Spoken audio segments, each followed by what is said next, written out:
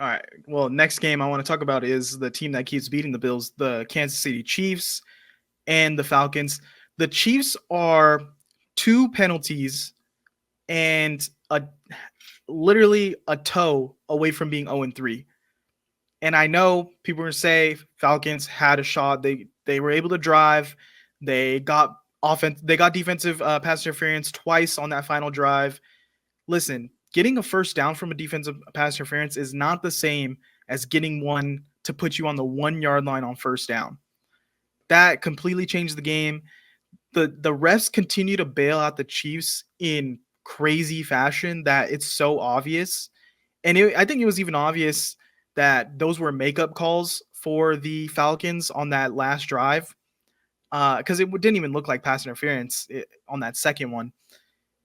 Can the Chiefs be beaten with the refs on their side like this? I'm just going to throw it out there in that way, because what we've seen is a lot of offensive holding calls not getting called.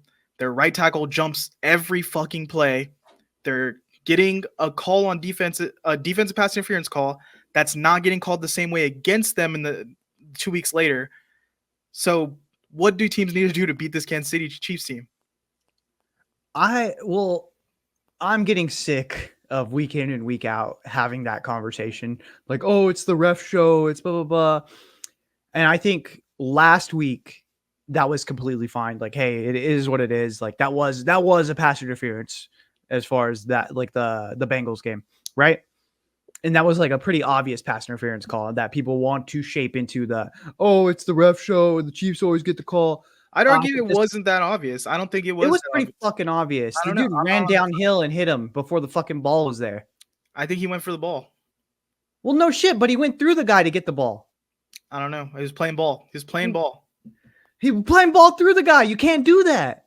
That's a pretty obvious pass. You guys let us know. Who are you saying in the comments? Was that pass interference on the Bengals or not? But it was. I'm telling you, it was. If you don't, you're stupid. I will fight you in the comments. So go ahead and comment. Yep. But anyways, and the thing that scares me about the Chiefs is they are not playing their A game. At none of these 3 weeks have they played a game where you're like, that was all the Chiefs. The Chiefs left it all on the field. I'm arguing they probably played like their C+, B- game in these 3 weeks. And they're only going to get better because Hollywood's going to come in and add another element of speed. They're going to get healthier at running back down the stretch.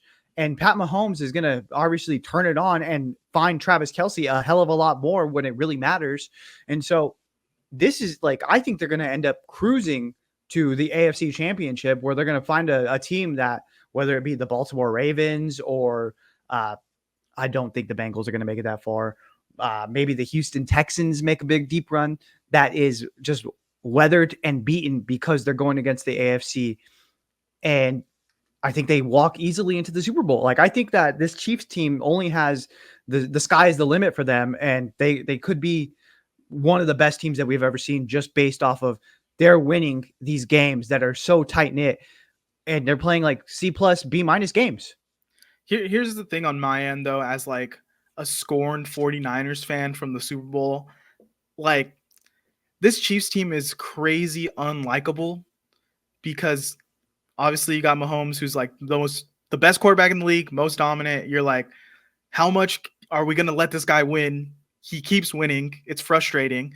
And then you have Rashee Rice out there dominating, who's their best weapon right now. And he's literally has 8 counts on him right now, and he shouldn't be playing.